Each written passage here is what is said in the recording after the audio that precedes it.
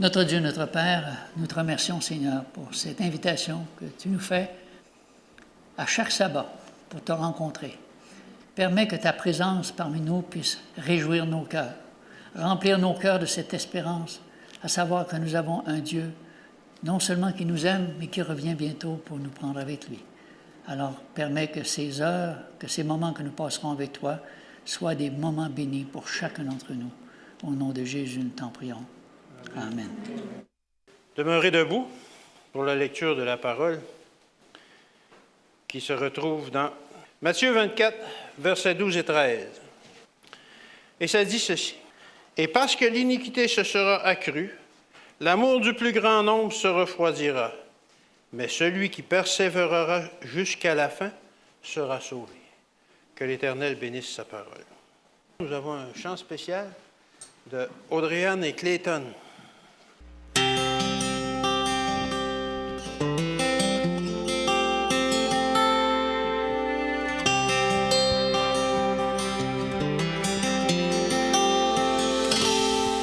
Souviens-toi du sabbat pour le sanctifier,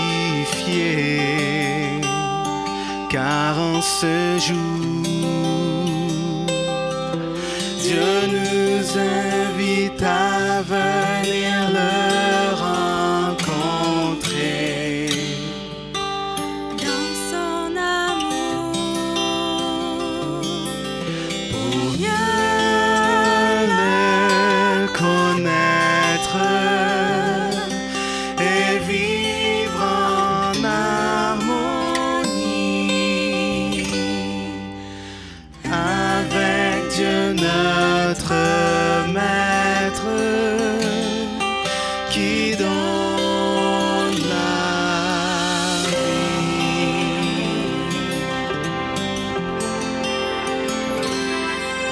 Entrons dans son temple avec des cantiques pour l'adorer. Remplissons ces lieux de nos voix de musique pour les louer. Merci en notre Père pour le jour du sabbat, pour ce point de repère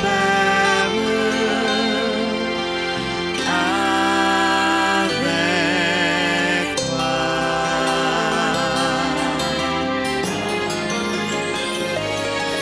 Souviens-toi du sabbat pour le sanctifier, car ce jour,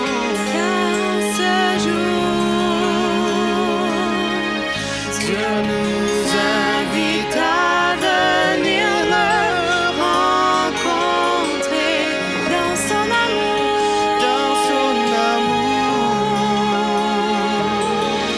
pour mieux le connaître et vivre en harmonie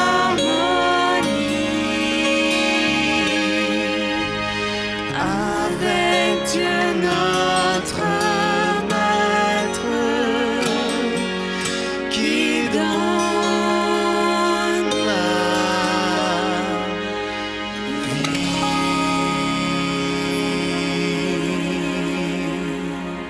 Amen.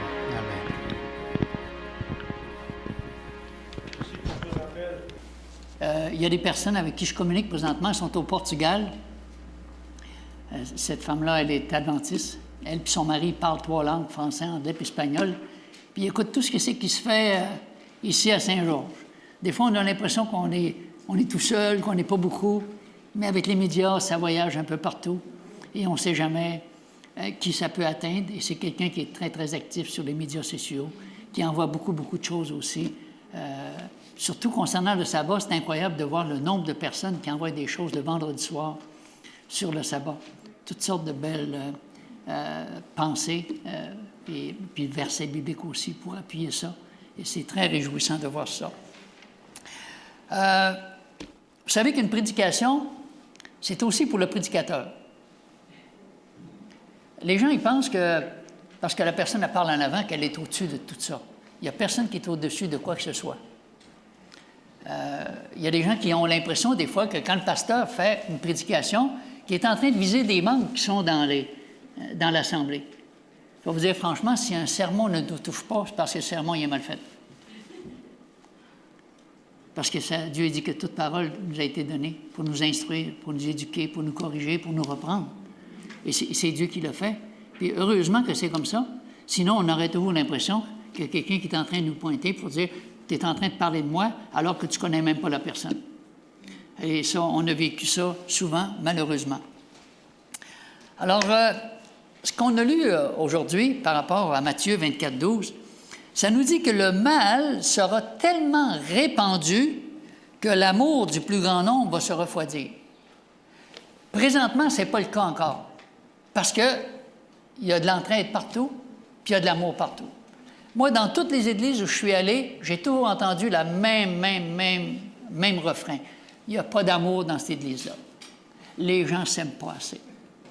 Partout où on est allé, on a toujours entendu la même chose. Moi, je n'ai pas cette impression-là, parce que j'ai l'impression qu'il y a beaucoup d'entraide, mais il y a des gens, on dirait qu'ils ne voient pas ça. Soit parce qu'on ne les reconnaît pas assez, on ne leur donne pas assez d'importance, on ne leur donne pas la place qui leur revient, et ça les frustre énormément. Alors, qu'est-ce qu'ils font? Ils sortent de l'église, puis ils forment leur petite gang. Ils n'ont plus envie de venir. Malheureusement, c'est un truc de l'ennemi aussi. Dieu nous dit que cette époque-là sera telle qu'on ne saura même plus qu'est-ce que ça signifie le mot amour. Une époque sans cœur, une époque sans réflexion, centrée sur elle-même et sur ses besoins immédiats, un monde sans amour. Est-ce qu'on peut vivre sans amour? Non. Sans amour, on ne peut pas vivre. Pourtant, l'appel de l'Évangile consiste à construire des communautés de confiance pour aimer notre prochain, pour prendre soin des malheureux. Mais malheureusement, on dirait que tout ça s'est annulé par une peur. Et on l'a vu présentement avec la COVID. Hein? Il y a une peur qui s'est installée, puis on dirait qu'on apprend à se méfier des uns des autres d'une façon toute naturelle. On se méfie de ceux qui sont vaccinés, puis on se méfie de ceux qui ne sont pas vaccinés. C'est quoi qui est le pire? Oui, le vaccin a contribué à diviser bien des familles. Puis on a vu qu'il y a des gens qui n'étaient plus capables, qui ont fait des manifestations absolument incroyables. On nous apprend d'une façon toute naturelle à nous méfier de tout le monde. Même quand les enfants sont petits. Fais attention, si quelqu'un t'approche, puis fait ça, fais attention, puis laisse-toi pas toucher. Puis si quelqu'un veut te donner un bonbon, viens-t'en, prends-les pas. Alors, d'une façon naturelle, on nous apprend à nous méfier les uns des autres. On dit souvent, faites pas confiance aux conservateurs. Vous êtes mieux pour voter pour les conservateurs. Votez plutôt pour les libéraux. Non, pas les libéraux, ils ne sont pas fiables. Ils manquent souvent à leurs promesses. Alors, d'une façon générale, on est divisé entre nous-mêmes d'une façon toute naturelle. On apprend à se méfier de ceux qui ne pensent pas comme nous. Et ça, c'est même à l'intérieur des Églises. Si tu ne penses pas comme moi, tu deviens comme une menace, parce que tu ne penses pas la même chose que moi. Et là, il n'y a plus de respect, parce qu'on pense différent. Faites pas confiance au Bloc québécois, c'est les pires. Surtout pas au Parti Québec solidaire. Au parti, et vous savez, au Québec, il y en a plusieurs partis. Alors, tout le monde se méfie de tout le monde, parce que chacun a son parti. Et pour quel parti qu'on doit prendre? Nous, on a pris le parti de Dieu, mais les autres partis ne sont pas très fiables, et je l'avoue. Pourtant, Dieu dit qu'il y a un antidote contre la peur.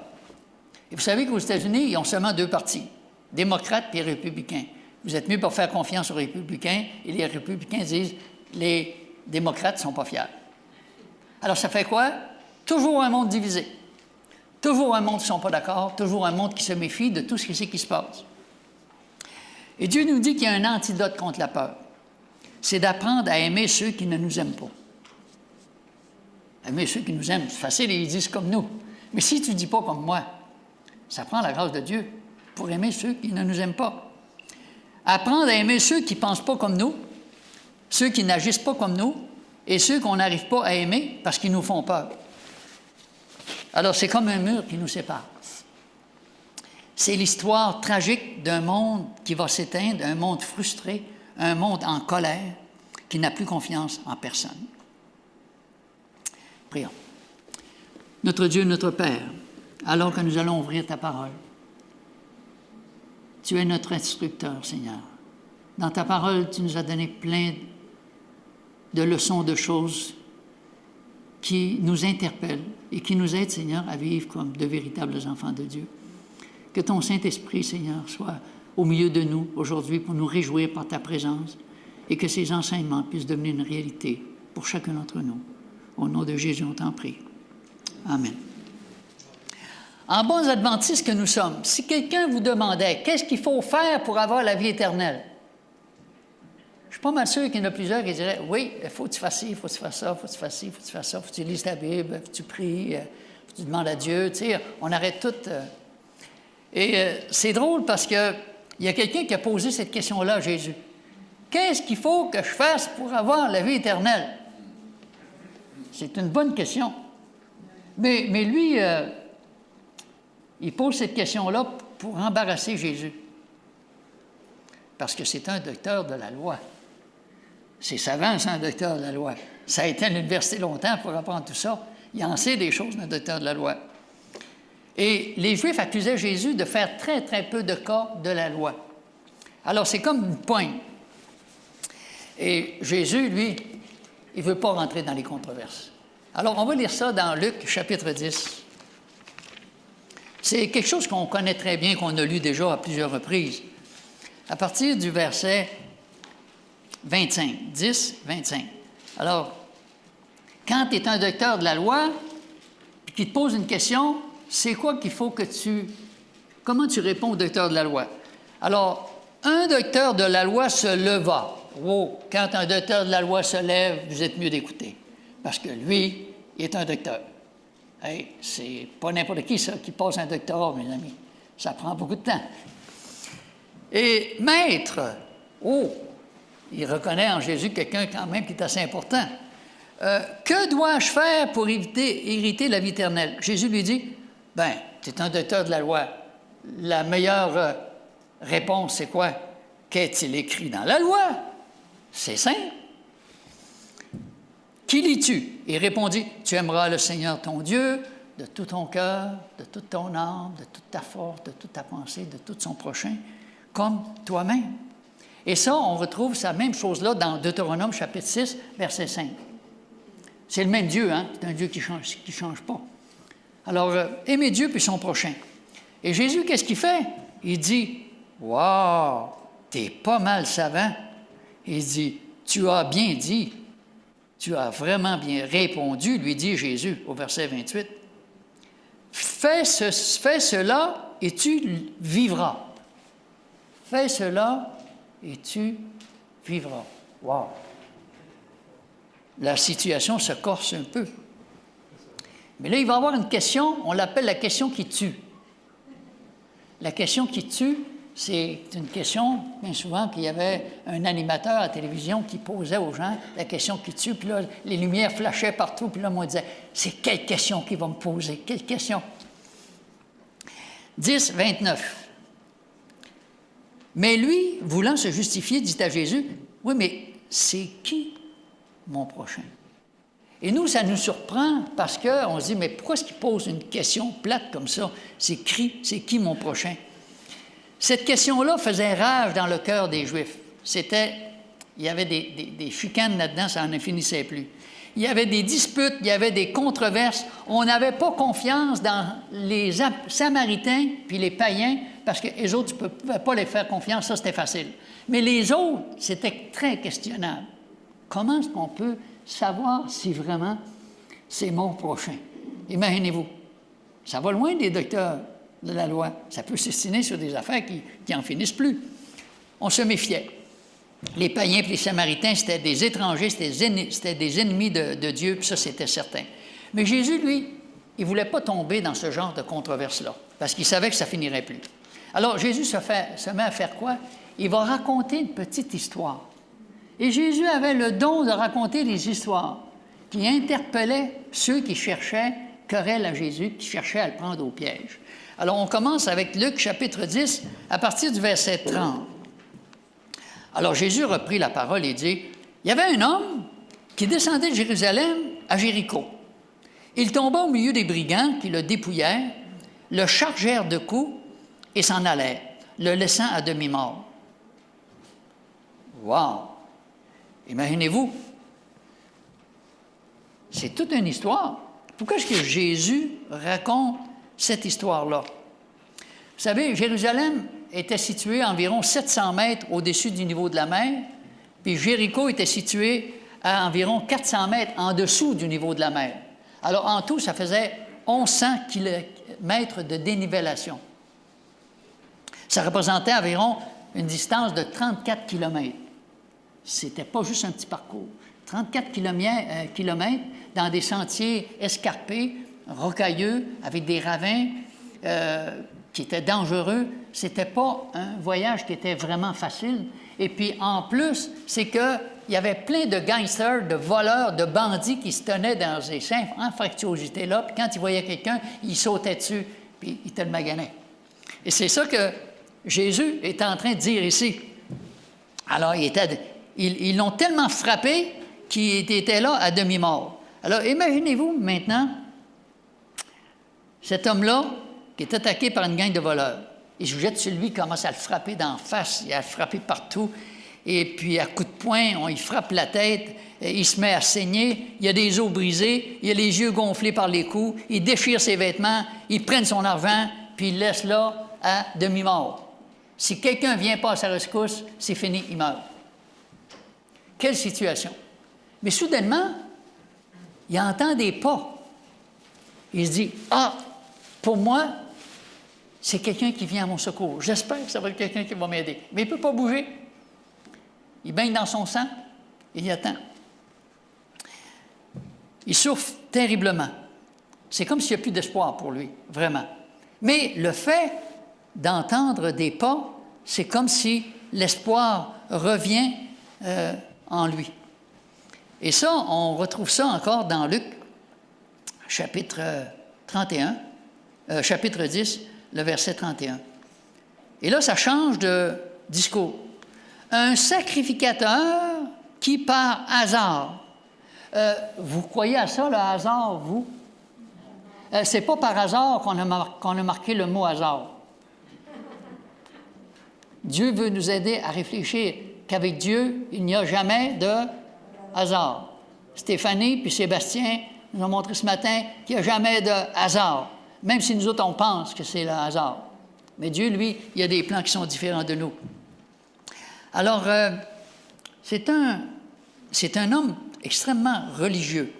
Un sacrificateur, ou on pourrait dire même un pasteur, ou ça pourrait être moi, ou ça pourrait être vous aussi. Quand il voit, il passe, mais il ne s'arrête pas.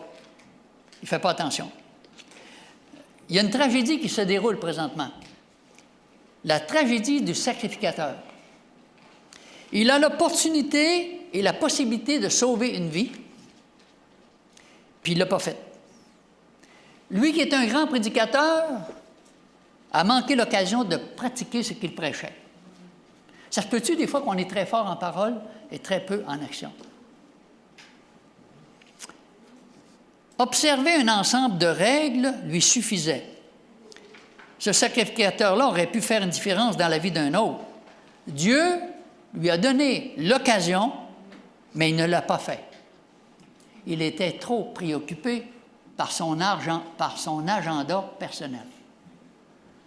Ça nous fait réfléchir, et moi, ça me fait réfléchir. Trop préoccupé pour entendre un cri de détresse. Voir un homme brisé, meurtri, ensanglanté n'a pas touché son cœur. Au contraire, ça lui a fait peur. Vous savez, c'est important de connaître toutes les règles, les doctrines que l'Église prêche, puis tout ça. Mais si ça ne change pas notre comportement, on est un peu comme ce sacrificateur-là aussi. Est-ce qu'on peut se reconnaître dans ce pharisien-là?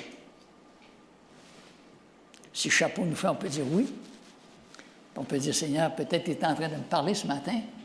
Comment est-ce que j'aurais réagi face à ça? Alors, ce matin, on parlait d'un musée théologique dans la petite vidéo qu'on a vue. Alors, il ne faut pas non plus que nos églises deviennent des musées théologiques, où on fait tellement de théologie qu'on oublie l'autre côté. Pas seulement la théologie, mais la pratique. Alors, on continue, puis Jésus, il parle d'un Lévite.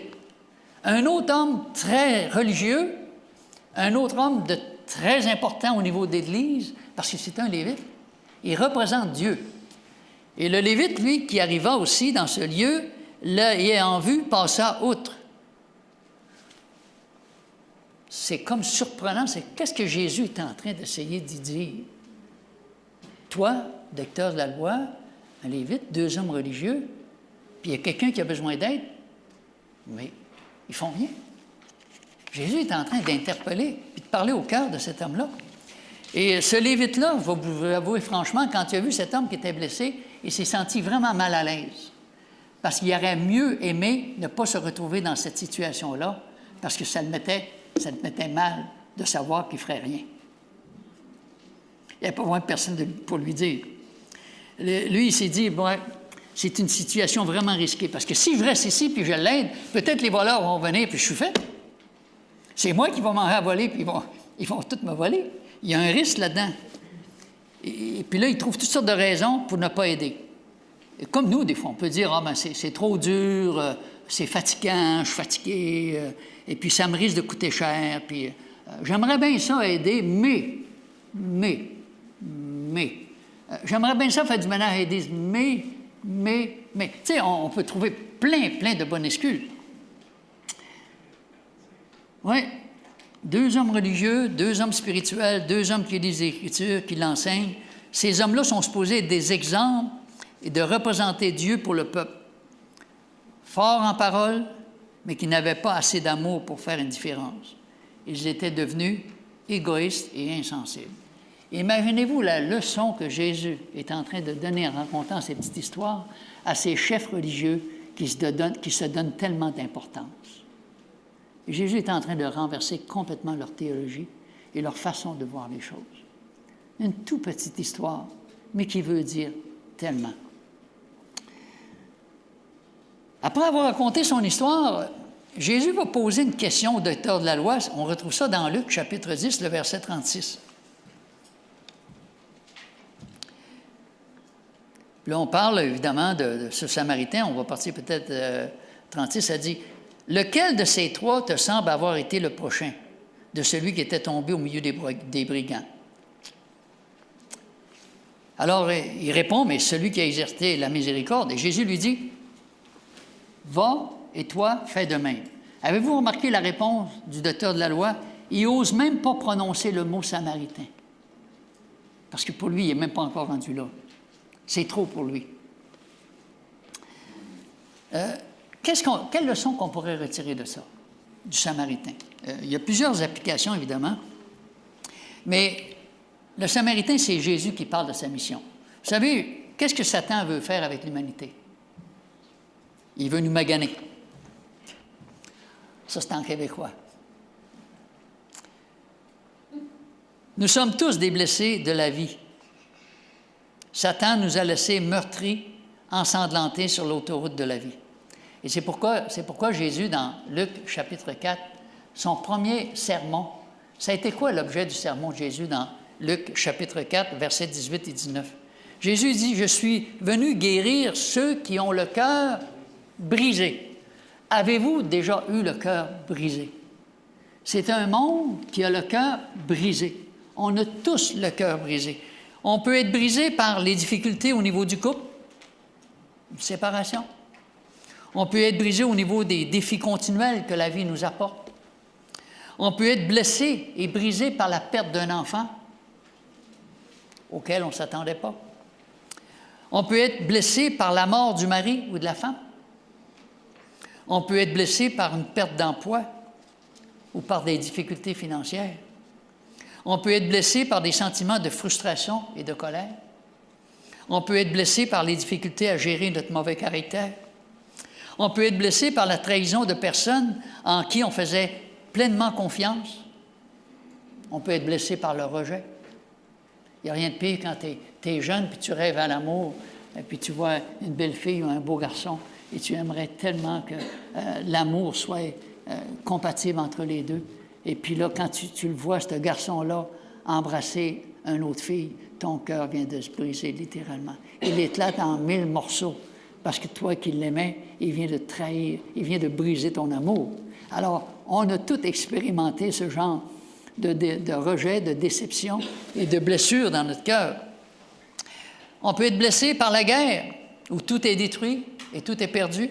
On peut être blessé par la COVID, on peut être blessé par la peur et l'indifférence. Alors, quand on est blessé, qu'est-ce qu'on a besoin? Un bon Samaritain. Alors, on va aller voir ce bon Samaritain maintenant dans Luc chapitre 10, à partir du verset 33.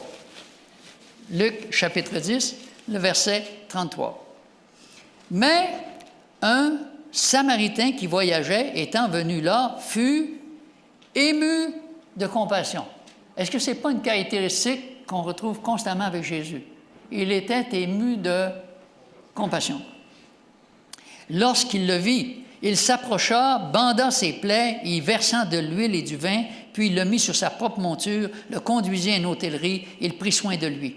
Et le lendemain, il tira 2 deniers et les donna à l'autre. Il dit, « Aie soin de lui, et ce que tu dépenseras de plus, je te le rendrai à mon retour. » Moi, ça vient me chercher, je me dis, c'est certain que le Samaritain, il a calculé les risques aussi. Il a dit, tout d'abord, il est plein de sang, c'est sûr qu'il va salir mon âne. Quand je le touche, moi aussi, je vais avoir du sang, puis ça va me coûter, et il faut que j'interrompe mon voyage, puis il faut que je l'aide vraiment, il faut que je trouve un endroit pour que quelqu'un puisse prendre soin de lui. Il a dû penser à tout ça, peut-être que des voleurs vont me sauter dessus aussi, mais pour lui, sa compassion, son amour était plus grand que les risques qu'il risquait de subir. Ça, c'est assez particulier. Alors, il met sur son âne, il l'amène dans une auberge, puis qu'est-ce qu'il dit à l'hôtelier? Toute la nuit, il a veillé sur lui pour être sûr qu'il ait des bons soins, puis le matin, il a dit, s'il manque de quelque chose, moi, je vais fournir ce qui manque. Tu dis, wow! Il y a des leçons merveilleuses, surtout si on se rappelle que c'est ce que Jésus a fait pour chacun d'entre nous. Pensez-vous qu'on peut se retrouver dans l'exemple du Samaritain?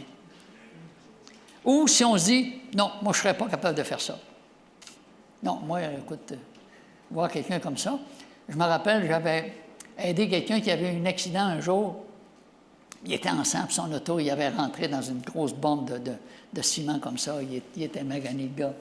Et puis, là, il dit, monsieur, il dit, s'il vous plaît, il dit, si la police vient, il dit, je suis fait. Il dit, écoutez, je viens de me faire enlever mon permis, puis je l'ai pris parce que j'allais voir ma femme à l'hôpital. Puis il dit, ouais, là, moi, sans trop penser, je le prends, puis je l'aide, je l'amène. Mais 1h30 après, les polices étaient chez nous. Ils m'ont retracé. Puis ils ont vu le sang, puis tout ça. Puis j'ai expliqué. Ils ont été gentils avec moi, mais ils auraient pu me poursuivre puis dire, on ne fait pas une chose comme ça. Mais j'ai voulu aider, mais peut-être que ce n'était pas la bonne façon de pouvoir aider aussi. Mais j'ai eu comme un peu pitié et compassion de cet homme-là. Alors ça dit, est-ce que notre confort ou notre bien-être passe bien avant les opportunités que Dieu nous donne pour faire la différence dans la vie des autres? On peut connaître la vérité intellectuellement, mais c'est une autre chose de l'expérimenter. C'est une chose de comprendre les doctrines bibliques, mais c'est une autre chose d'être transformé. Dieu nous dit qu'on est tous des blessés, qu'on a besoin d'un Samaritain à côté de nous. Qu'est-ce qu'il fait, ce Samaritain? Qu'est-ce que Jésus a fait? Quand Jésus est venu, ça dit, il a mis de l'huile et du vin. Ça signifie quoi, ça? Alors, c'est l'Évangile qui guérit. L'Évangile qui nous libère de nos fautes, de nos peurs, de notre culpabilité, qui nous pardonne, qui nous restaure. On a vraiment besoin de ça. Découvrir Jésus, le seul qui peut combler tous nos besoins. Le bon Samaritain, c'est vraiment la mission que Jésus a faite sur cette terre-là aussi. Mais Jésus a aussi besoin de nous, n'est-ce pas? Nous, les êtres humains, en tout cas moi, je suis souvent comme une pelure d'oignon. Vous savez, une pelure d'oignon, si tu enlèves la première pelure, qu'est-ce qu'il y a en dessous? Un autre pelure. Puis si tu enlèves l'autre pelure, c'est encore un autre pelure. Puis si tu vas jusqu'au cœur, qu'est-ce que tu retrouves? Toujours une pelure. Et vous allez remarquer qu'à chaque fois que vous enlevez la pelure de l'oignon, vous vous mettez à pleurer. C'est fort, un oignon. Et la seule façon que l'oignon peut changer de goût et elle peut arrêter de te faire pleurer, c'est comment? C'est quand tu la fais cuire. Elle ne te fait plus pleurer. Les épreuves de la vie, bien souvent, nous font changer de goût. On arrête de faire pleurer les autres et on devient quelque chose qui peut cicatriser, qui peut aider, qui peut soulager et qui peut aussi guérir. Ça dit que Jésus a payé un prix éternel pour nous. Ce matin, on a vu que la gentillesse pouvait faire une grande différence. Il y a beaucoup de choses qui attristent le cœur de Dieu. Dieu, il voit les bébés du monde entier qui sont affamés. Pensez-vous que Dieu ne voit pas ça? Dieu voit les maladies, les accidents, les guerres, les conflits entre les nations, avec tout son cortège de souffrances. Dieu voit les familles brisées. Il voit ceux qui se droguent avec toutes sortes de substances qui les tuent. Dieu voit les jeunes filles qui sont vendues pour faire de la prostitution. Dieu voit les femmes qui sont battues. Dieu voit la violence dans la famille. La liste est tellement longue. Mais est-ce que Dieu est responsable de tout ça? Si Dieu arrêtait toute la souffrance de cette terre, il n'y a plus personne qui croirait ni au diable, ni à Dieu. Parce qu'on dirait, ça va tellement bien. Le paradis est déjà ici. Pourquoi est-ce qu'on a besoin de Dieu? Non. Alors Dieu ne peut pas intervenir. S'il ne laisse pas faire le mal, s'il essaie de jouer avec ça, certaines fois il intervient, mais il y en a d'autres qui est obligé de laisser faire. On voit que cette terre-là, elle vit une tragédie incroyable. Une guerre, on est dans une guerre, réellement. Alors, nous, on peut intervenir pour faire une différence. À tous les sabbats, voyons, on a une petite capsule qui nous montre comment les églises s'organisent pour pouvoir faire une différence dans leur communauté.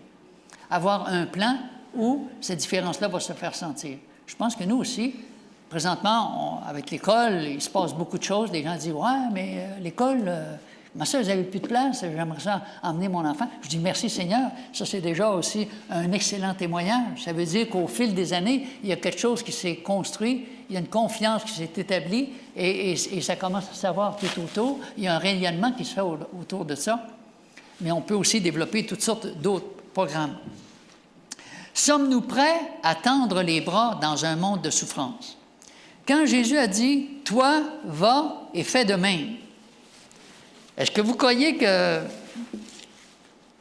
le docteur de la loi a fait exactement ce que Jésus lui a demandé de faire? L'histoire ne nous le dit pas. On ne le sait pas. Mais une chose qui est sûre, Jésus lui a dit qu'est-ce qu'il fallait qu'il fasse. Quand on sera rempli du Saint-Esprit, on fera probablement comme Pierre qui voit quelqu'un qui est paralysé. Puis il dit, « Peux-tu me donner de l'argent? » Il dit, « Moi, je n'ai pas d'argent à te donner, mais ce que c'est que j'ai, je vais te le donner. Lève-toi puis marche. » Wow! Avec Dieu, on n'a pas moins d'argent pour faire une différence. On peut faire une différence de toutes les façons possibles, imaginables. Si on ne voit pas en ceux qui nous entourent un potentiel pour qu'ils puissent être sauvés, nous aurons peu de possibilités de les emmener au Christ. Il y a un homme qui s'appelait Henri Dunant. Je ne sais pas si vous avez déjà raconté cette histoire-là. C'était un économiste puis un banquier brillant. Il était envoyé par sa compagnie de banque suisse pour faire des investissements en Algérie. À ce moment-là, il y avait la guerre entre les armées françaises et autrichiennes. Et il assista à ce drame alors que les deux armées étaient en train de s'affronter. Toute la nuit, il a vu des canons qui décapitaient les corps, des fusils qui tuaient ou blessaient les soldats. Il y avait la cavalerie, il y avait l'infanterie qui chargeait et qui contre-attaquait. Et cet homme d'affaires-là, quand il a vu toutes les morts, il a paniqué littéralement. Ça dit, quand il voyait toute cette horreur-là, il ne comprenait plus rien. Il disait, mais ça ne se peut pas. Il entendait les cris de ceux qui étaient blessés et qui voulaient de l'aide. Partout sur le champ de bataille, des soldats blessés ou morts. Il y avait du sang partout, c'était à perte de vue. Et son cœur a failli éclater. Mais lui, il s'est dit, je suis vivant, il faut que je fasse quelque chose. Il y avait plus de 15 000 cadavres étendus partout. Et là, il dit, je ne peux pas rester à rien faire. Toute la nuit, il a demandé avec quelques-uns qui étaient restés en vie de l'aider. Ils ont fait tout ce qu'ils ont pu pour panser les plaies, pour les coucher sur des brancards, pour les emmener dans des campements de fortune. Après cette expérience-là, il a dit à son patron, moi, ça ne m'intéresse plus de travailler pour la banque. C'est plus ça ma priorité maintenant. Faire de l'argent puis investir, non, c'est plus ma priorité. Il a commencé à voyager partout au travers de l'Europe et son but, c'était de rencontrer tous les chefs d'État. Et là, il plaida avec une grande éloquence pour la cause de la paix dans le monde. Il a fondé ce qui est devenu aujourd'hui la Croix-Rouge internationale et il a reçu le prix Nobel de la paix. Une guerre qui a touché le cœur de cet homme-là et il a consacré sa vie à faire une différence, non plus pour faire de l'argent, mais pour proclamer que la paix, c'est encore la meilleure des choses. Mais malheureusement, on n'a jamais appris cette leçon-là. Vous vous rappelez, durant la Deuxième Guerre mondiale, alors que les dirigeants américains se posaient la question, ils ont dit, si ça continue comme ça, les Japonais, ils vont nous détruire, puis si on essaie de les attaquer, ils ont dit aux généraux, comment vous pensez qu'on peut perdre de monde? Ils ont dit, on peut perdre au moins 500 000 soldats. Ils ont dit, on ne peut pas se permettre de sacrifier 500 000 de nos soldats américains. Alors, qu'est-ce qu'ils ont décidé de faire? La bombe H. Hiroshima et Nagasaki. Quand ces bombes ont explosé, ils ne savaient pas c'était quoi que ça allait donner comme résultat. 250 000 personnes ont été instantanément rayées de la carte. Tous les bâtiments se sont écroulés. La déflagration s'est étendue sur plusieurs kilomètres. La radioactivité a fait en sorte que non seulement 250 000 personnes venaient de mourir, mais aussi que les conséquences de cette radiation-là s'est poursuivies et que d'autres milliers de morts. Comment peut-on prêcher la paix? Par les bombes H. Et notre ami Poutine veut faire la même chose. Ça le tente beaucoup d'utiliser la bombe H pour voir ce que ça ferait sur les populations. Mais nous, on sait que tant que Dieu va être là, c'est lui qui retient les vents de la violence, les vents de la guerre, pour ne pas que la destruction provienne des hommes. Dieu est encore là, c'est encore lui qui a le contrôle sur les événements et sur toutes ces choses-là. La bombe d'Hiroshima, c'était 13 kilotonnes. Aujourd'hui, c'est 57 mégatonnes. Moi, je vais vous dire, j'ai lu ces chiffres-là, mais je ne suis pas capable d'évaluer vraiment quel impact que ça pourrait avoir. Heureusement que Dieu est encore là et que Dieu intervient. Satan nous a meurtris de ses coups sur la route de la vie. Alors, le Seigneur nous dit que, est-ce que nous, on va faire une différence là-dedans? On le voit présentement avec ce qui se passe en Ukraine et on voit que l'Église est vraiment mobilisée et qu'on a aussi toutes sortes d'organismes pour pouvoir aider. Il y a des médecins adventistes qui travaillent en Afrique et dans des endroits qui sont vraiment très démunis, qui n'ont pas d'argent et tout ça. Il y a un médecin qui a passé 8 heures à opérer une personne dans des abris de fortune avec les moyens du bord, avec les sueurs qui n'arrêtaient pas de dégoûter dans son visage. Et un autre médecin le regardait, qui n'était pas adventiste, puis il dit, mais pourquoi tu fais ça? Il dit, écoute, juste cette opération-là, ça aurait pu te donner 20 000 $. Il dit, tu me demandes pourquoi je fais ça? Il dit, les talents que j'ai, ça ne vient pas de moi. C'est Dieu qui me les a donnés. Si je suis venu au monde uniquement pour faire de l'argent, cher à qui puis cher à quoi? Je le fais parce que Dieu dit, utilise tes dons et tes talents, pas pour faire de l'argent, mais pour faire une différence dans ce monde. Alors, quand Dieu met l'amour dans le cœur d'une personne, c'est incroyable. Comment les gens peuvent être bénis par ce genre d'amour et se répand sur ceux qui souffrent, sur ceux qui sont démunis et ceux qui n'ont pas d'argent. Et c'est pour ça qu'on a tant de missionnaires un peu partout, parce que ces gens-là sont touchés par Dieu et ils font une différence. Ils sont prêts à aller partout, même au risque de leur vie aussi. Alors, il y avait un jour, c'était une histoire qui s'est passée, ça fait pas longtemps, en 1955. C'est un pêcheur italien du nom de John Napoli. Il conduisait son bateau dans un épais brouillard dans la baie de San Francisco. Ça faisait 3 semaines qu'il était en mer. Puis il avait réussi à remplir son bateau plein de poissons. Il était tellement content. Il dit, « Wow, avec ça, je vais pouvoir payer mes billes, puis je vais pouvoir réussir à subvenir aux besoins de ma famille, puis à payer tous mes paiements qui sont en retard. » Et soudain, à travers le brouillard, il a aperçu un homme qui flottait dans l'eau, puis qui agitait les bras, puis qui criait, puis qu'on l'entende. Il a approché le bateau tout près de cet homme-là, puis il l'a sorti de l'eau. Mais quand il l'a sorti de l'eau, il a vu qu'il y avait plein de monde tout autour qui était dans le gilet, puis qui criait. Il a vu des femmes, il a vu des enfants, puis il se demandait, mais c'est quoi qui se passe? Alors lui, il a commencé à ramasser tout ce monde-là. Il a sorti 40 personnes de l'eau qui étaient congelées, qui frissonnaient, qui étaient assis sur le pont du navire. Parce qu'il y a un navire hôpital qui s'était échoué à cause qu'il y avait du brouillard. Et ces gens-là qui avaient été récupérés, imaginez-vous, ils ont retombé dans l'eau. Et là, c'est lui qui a ramassé tout ce monde-là. C'est des affaires absolument incroyables. Et il s'est aperçu qu'il n'y avait plus de place sur son bateau. Il dit, j'ai plus de place pour mettre le monde, puis il tenait encore. Fait qu'il a pris la décision de jeter par-dessus bord toute sa cargaison. Il a jeté par-dessus bord. C'est 3 semaines de travail. Et il a ramassé tout le monde qu'il a pu trouver. Et cet homme-là est devenu célèbre. Pas parce qu'il avait pris beaucoup de poissons, mais parce que les gens disaient, lui, là, il a préféré sauver des vies plutôt que garder les poissons pour payer sa facture. Et ces gens-là, partout les oreilles, ils sillaient parce que les gens parlaient uniquement de cet homme-là en bien, en disant, il a fait toute une différence. Il a sauvé des vies humaines au prix de sa cargaison de poissons. Alors, on va lire un dernier texte pour terminer. Dans Matthieu, chapitre 25, versets 31 à 36, c'est encore un chapitre que vous connaissez. « Lorsque le Fils de l'homme viendra dans sa gloire avec tous les anges, il s'assiera sur le trône de sa gloire. Toutes les nations seront assemblées devant lui. Il séparera les uns d'avec les autres, comme le berger sépare les brebis d'avec les boucs. » Vous savez, une brebis, ça suit son berger, mais le bouc, lui, il n'arrête pas de donner des coups de tête.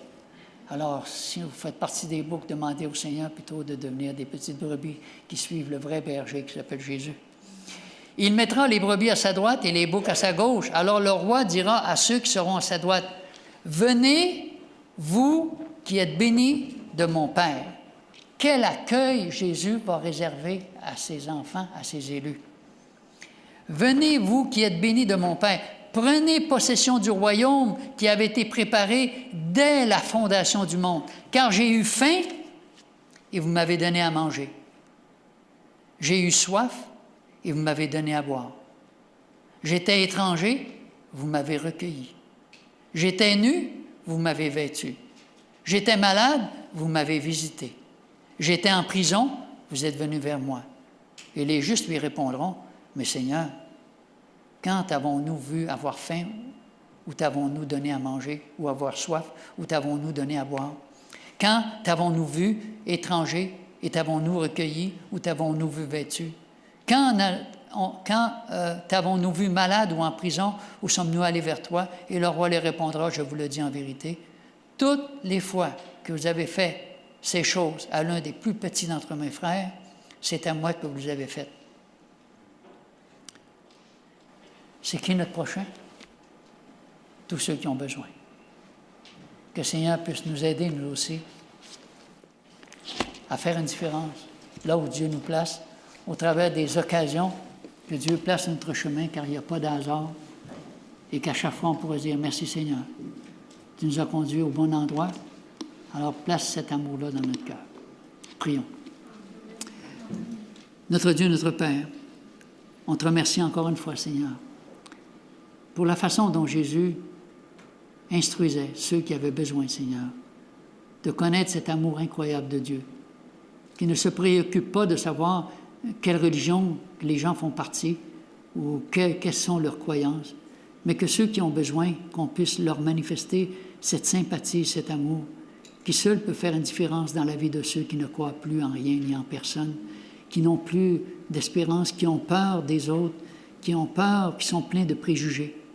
Alors, Seigneur, permets que la gentillesse et l'amour puissent toucher des cœurs de ceux qui reconnaîtront qu'en vérité, nous avons un Dieu bon et aimant, un Dieu qui veut notre bonheur. Que tu puisses nous bénir en cet instant, Seigneur, et qu'on puisse repartir de ce lieu avec l'assurance que tu as parlé dans chacun de nos cœurs et qu'on puisse être tes mains et tes pieds là où tu nous envoies. Au nom de Jésus, on t'en prie. Amen.